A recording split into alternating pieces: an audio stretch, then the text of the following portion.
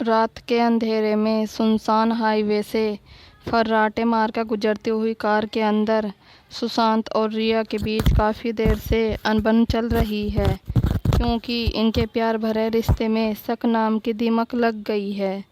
सुशांत को पूरा विश्वास था कि रिया उसे धोखा दे रही है, पर फिर भी वो रिया को ये जता नहीं रहा था कि उसे सब पता है, क्योंकि वो ये सच खुद उसके मुंह से सुनना चाहता था या फिर उसे रंगे हाथ पकड़ना चाहता था। गाड़ी अभी भी तेज़ रफ्तार से गुजर रही थी और रिया सुशांत पर भड़क रही थी। रिया, आखिर तुम्हारा प्रॉब्लम क्या है? क्यों बात बात पर झगड़ने लगे हो? मन ऊब गया है तो साफ साफ बता दो ना। मुझे तो लगता है कि तुम्हारा कहीं और।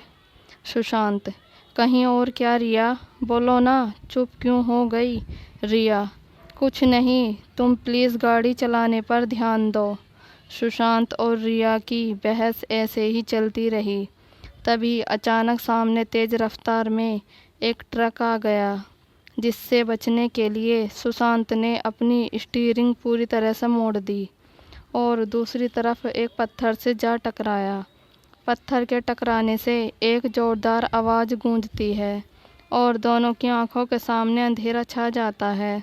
जब दोनों की आंख खुलती है तो वो सामने देखते हैं कि बोनट से तेज़ धुआं निकल रहा है। इसलिए दोनों जैसे तैसे कार से बाहर निकल जाते हैं, पर एक दूसरे से नाराज़गी अब भी थी। फिर दोनों एक दूसरे के करीब आते हैं और देखते हैं कि कहीं कोई गहरी चोट तो नहीं है, पर बिना एक दूसरे को छुए ही दूर हट जाते हैं। और सुशांत कहता है, मिल गई ना तसल्ली तुम्हें? देखो कहाँ लाके फंसा दिया तुमने हमें। रिया, गाड़ी तुम चला रहे थे, मैं नहीं। एक तो ये मेरा मोबाइल चलना बंद हो गया और ऊपर से तुम हो कि। रिया ने इतना कहा ही था कि सुशांत आगे बड़बड़ाता हुआ निकला। सुशांत, हाँ क्यों? कोई परेशान जो हो रहा होगा। उसके पीछे पड़ते हुए रिया ने उससे कहा, तुम्हारे कहने का क्या मतलब है? कौन परेशान होगा? कहीं तुम मुझ पर? सुशांत, कुछ नहीं यार, उधर देखो, कोई घर लग रहा है, चलो चल के देखे कोई वहाँ है या नहीं। सुशांत रिया की बात को काटते हुए हाईवे के नीचे दूरी पर बने घर की तरफ बढ़ने लगता है और उसके पीछे रिया भी। घर देखने में कोई घर नहीं, बल्कि गेस्ट हाउस की तरह लग रहा था, जिसे काठ से बनाया गया था। सुशांत घर में आवाज़ें देते हुए घुस जाता है। सुशांत, कोई है क्या यहाँ? हमें रात गुजारने के लिए मदद चाहिए। सुशांत ने कई बार आवाज़ दी, पर जब किसी ने कोई जवाब नहीं दिया तो उसने धीमे से हॉल में लगे कमरे का लॉक घुमाया ही था कि तभी रिया ने उसके कंधे पर हाथ रखा। वो चौंक गया। सुशांत, अरे यार, तुम ऐसे क्यों डरा रही हो? एक तो पहले ही यहाँ कोई नहीं दिख रहा है। ये मेरा मोबाइल तुम्हारे हाथ में क्या कर रहा है? रिया, छी सुशांत, छी। तुम अब भी अपनी एक्स गर्लफ्रेंड से बात करते हो, वो भी मेरे बारे में, कि मैं तुम्हें चीट कर रही हूँ। छी सुशांत, छी। तुम्हें पता भी है चीट करना किसे कहते हैं? उसे ही जो तुम कर रहे हो अपनी पत्नी की पीठ पीछे एक्स से घंटों बातें करके। पकड़ो अपना मोबाइल और मेरे पीछे मत आना। इतना कहते ही रिया की आंखों में आंसू आ जाते हैं और उसकी बेबस निगाहें बस सुशांत को ही देखने लगती है। इससे पहले कि सुशांत उसे कुछ कह पाता, रिया रोते हुए कमरे में चली जाती है।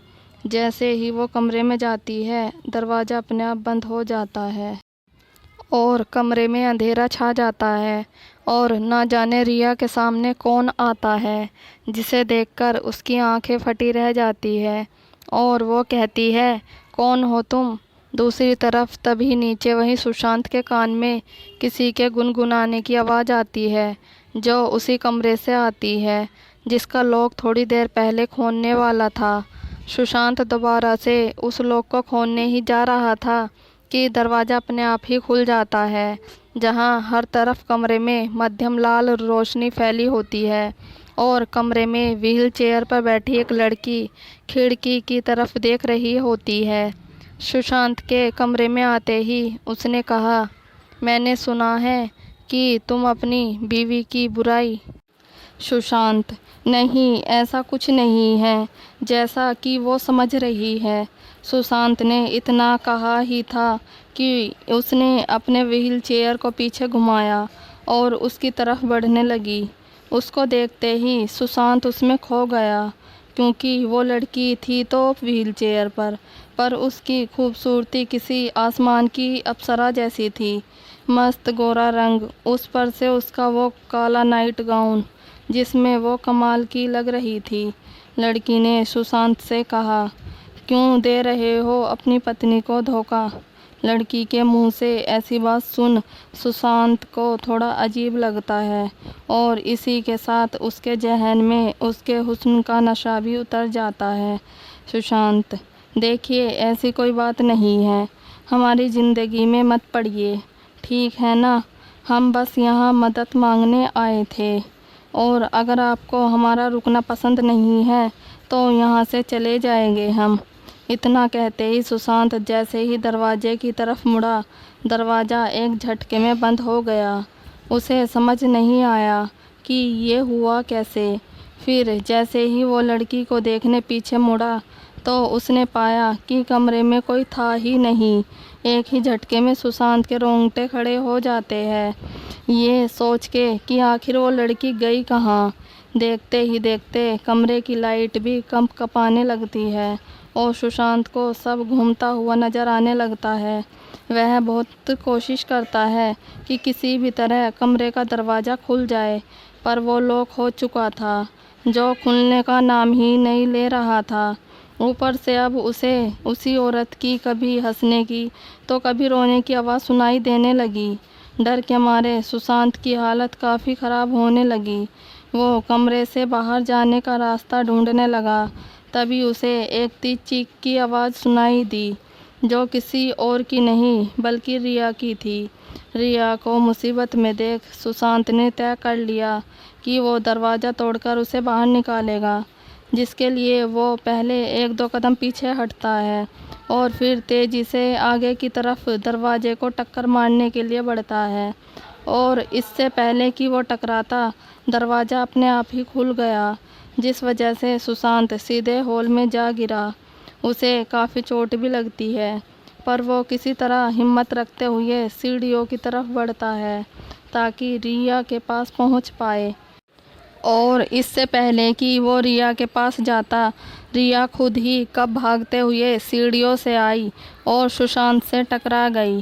टक्कर इतनी तेज हुई कि दोनों की आंखों के सामने एक बार फिर से अंधेरा छा गया और जब आंख खुली तो सामने कई लाशें पड़ी थी। रिया, ये सब क्या हो रहा है सुशांत? सुशांत, मुझे भी नहीं पता, ये बताओ कि तुम चिल्लाई क्यों? सुशांत के सवाल के बाद उसने बताया कि ऊपर एक आदमी है जो एक ट्रक ड्राइवर है और उसके बाहर जाते ही उसकी पत्नी किसी और को बुला लेती थी और उसके पीठ पीछे उसे धोखा देती थी। और जब उसे बात पता चली तो उसकी पत्नी ने उसकी ट्रक के ब्रेक फेल करके उसे मरने के लिए जाने दिया। वो एक्सीडेंट में मारा गया और अगले ही पल वो शांत इंसान जख्म खाया हुआ दरिंदा बन गया और रिया को मारने के लिए उसके पीछे पड़ गया, क्योंकि उसे अब हर औरत धोखेबाजी लगती है। अपनी सारी बातें बताकर रिया ने सुशांत के हाथों को पकड़कर कहा, सुशांत, मैं तुम्हें कभी धोखा नहीं दे सकती, ज़रूर तुम्हें कोई गलतफहमी हुई होगी। सुशांत, अभी ये बातें करने का वक्त नहीं है। अब मुझे लगता है कि मैं कुछ ज़्यादा ही सोच रहा हूँ। चलो अभी यहाँ से निकलते हैं पहले। सुशांत ने इतना कहा ही था कि उस घर का दरवाज़ा बंद हो गया जहाँ से वे अंदर आए थे और सीढ़ियों से किसी के नीचे आने की आहट सुनाई देने लगी। आवाज़, धोखा क्यों देते हैं लोग धोखा, और धोखा देकर मुकर क्यों जाते हैं? धोखा देने वाले को कभी नहीं छोड़ते सुशांत, ख़त्म कर देते हैं। ठीक वैसे ही जैसे मैंने अपनी बीवी को ख़त्म किया। पहले उसे पकड़ा, फिर बांधा और फिर उसके दोनों हाथ पैर तोड़ दिए और छोड़ दिया तड़पने के लिए। किस्मत ने मुझे भी नहीं छोड़ा और ना ही मैंने उस धोखेबाज को। अब तुम दोनों का भी यही हाल हो गया है, क्योंकि तुम दोनों एक दूसरे की जान लेने की वजह बन गए हो। इतना कहते वो ज़ोर ज़ोर से हंसने लगता है। दूसरी ओर से हंसते हुए उसकी पत्नी भी व्हीलचेयर पर उसके सामने आकर डरावनी हंसी हंसने लगती है। आसपास में पड़ी लाश भी अब उठ खड़ी हो गई और कभी डरावनी चीख तो कभी डरावनी हंसी निकालने लगते हैं। रिया डर के मारे सुशांत को जकड़ लेती है और कहने लगती है, I love you so much Sushant. मैंने कभी तुम्हें धोखा नहीं दिया। मुझे नहीं पता अब क्या होगा। मैं तुमसे यही कहना चाहती हूँ कि मैं बस तुमसे ही प्यार करती हूँ। इतना कहते ही वो सुशांत को और ज़ोर से जकड़ लेती है और आंखें बंद कर लेती है। आसपास खड़े सभी की हंसी अब डरावनी चीख में बदल जाती है। वह सुशांत भी डर के मारे रिया को ज़ोर से जकड़कर चीखने लगता है। उसकी चीख धीरे धीरे बढ़ती ही चली जाती है और धीरे धीरे बस एक उसी की चीख सुनाई देती है। बाकी सब की आवाज़ कहीं गायब हो जाती है। फिर जैसे ही सुशांत अपनी आंखें खोलता है तो वहाँ कोई होता ही नहीं। दरवाजे भी खुले होते हैं और दरवाजे के उस पार सड़क से पुलिस की गाड़ी और एम्बुलेंस गुजर रही होती है। आवाज़ से ऐसा लगा कि वो यहीं कहीं आसपास रुके होंगे। सुशांत को एक उम्मीद की किरण दिखती है और वो रिया को अपनी आंखें खोलने के लिए कहता है और उसे लेकर भागते हुए हाईवे पर पहुंच जाता है, जहां उसे अपनी गाड़ी के पास ही पुलिस की गाड़ी और एम्बुलेंस रुकी हुई दिखती है। सुशांत इंस्पेक्टर को देखकर चिल्लाता है, सर सर ये हमारी गाड़ी है। हमारा एक्सीडेंट हो गया है और हम इधर ही पास के घर में चले गए थे। वहाँ कुछ बहुत ही गलत है। सुशांत ये सभी चीज़ें बोलता हुआ इंस्पेक्टर के सामने पहुँच गया और इंस्पेक्टर भी उसी की ओर देख रहा था।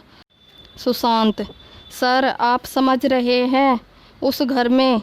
सुशांत ने इतना कहा ही था कि इंस्पेक्टर उसे इग्नोर करते हुए वहाँ से ये कहते हुए पीछे चला गया, अबे पता नहीं यहाँ हमेशा ऐसा क्यों लगता है कि कोई मुझे कुछ कह रहा है।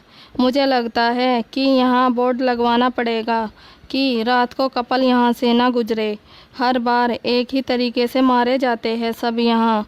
चल अब लाश को गाड़ी से निकलवा ले और अब निकले यहाँ से। इतना कहकर इंस्पेक्टर सुशांत की कार का चक्कर काटने लगता है और उसके पीछे सुशांत और रिया भी चलने लगते हैं और जो दृश्य उनके सामने होते हैं उसे देख उनके भी होश उड़ जाते हैं, क्योंकि कार के अंदर किसी और की नहीं बल्कि उनकी लाश निकलती है, क्योंकि वो दोनों एक दूसरे पर शक करते हुए उसी वक्त एक्सीडेंट में मारे गए थे। कहते हैं जिस रात को उस ट्रक ड्राइवर की ब्रेक फेल होने से मौत हुई थी, उस रात भी एक कपल कार के अंदर लड़ते हुए अचानक से इसी ट्रक से टकराने से मारे गए थे। तब से लेकर आज तक जो भी कपल उस हाईवे से गुजरते हैं उनका एक्सीडेंट हो जाता है। फिर सुशांत और रिया के साथ भी यही हुआ। पर क्या अगर वो लड़ झगड़ नहीं रहे होते तो क्या वे इस एक्सीडेंट से बचते?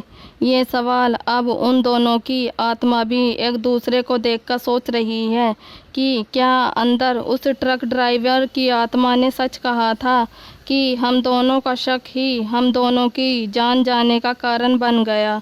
अगर आपको हमारी ये स्टोरी अच्छी लगी हो तो प्लीज़ लाइक, कमेंट और सब्सक्राइब ज़रूर कीजिएगा। Thank you.